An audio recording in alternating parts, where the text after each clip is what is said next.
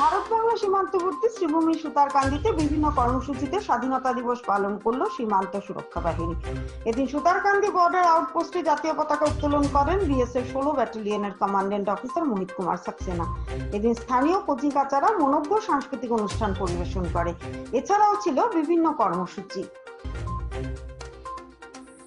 विद्यार्थियों, यहाँ उपस्थित सीमावासी तथा मीडिया बंधुओं को 79वें स्वतंत्रता दिवस की हार्दिक बधाई।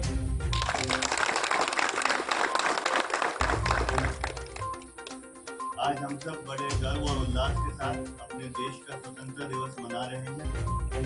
ये दिन उन अनगिनत वीरों के बलिदान की याद दिलाता है जिन्होंने अपने प्राणों की आहुति देकर हमें आजादी का अमूल्य उपहार दिया। आजादी के साथ ही देश को बहुआयामी चुनौतियों का सामना करना पड़ा, जिसमें देश की सीमाओं की सुरक्षा सर्वाधिक महत्वपूर्ण थी। आप सभी जानते हैं 15 अगस्त 1947 को आजादी मिलने के बाद अक्टूबर 1947 में पाकिस्तान की देश सेना ने कश्मीर में देश पर आक्रमण कर दिया। इसके कुछ समय बाद 1962 में चीन ने और 1965 और 1971 में पाकिस्तान ने पुनः आक्रमण किया।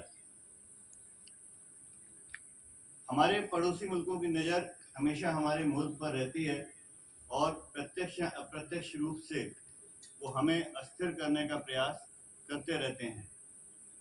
1965 के पाकिस्तान आक्रमण के पश्चात एक ऐसे सुरक्षा बल की आवश्यकता महसूस हुई जो सातों दिन और 24 घंटे देश की सीमाओं की निगरानी कर सके और देश की प्रथम रक्षा पंक्ति की भूमिका निभाए।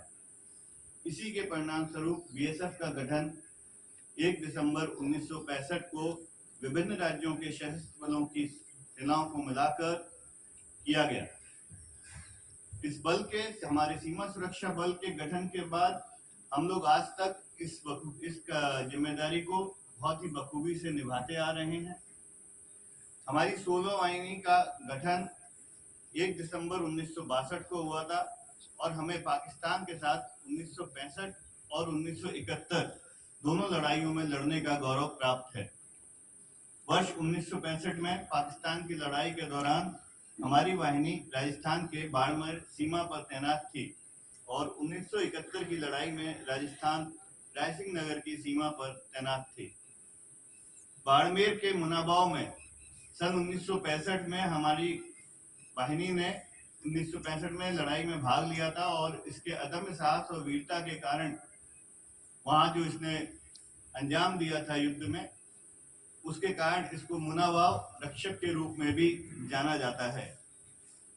हमारी सेनाओं ने उस युद्ध के दौरान न केवल साहस और वीरता से सीमाओं की रक्षा की बल्कि उसके पश्चात कश्मीर तथा पूर्वोत्तर के आतंकवाद ग्रस्त इलाकों में भी अपनी तैनाती के दौरान देश की आंतरिक सुरक्षा में अपना महत्वपूर्ण योगदान दिया है। अभी हाल में ही हमारी वाहिनी जम्मू कश्मीर में बॉर्डर पे तैनात थी।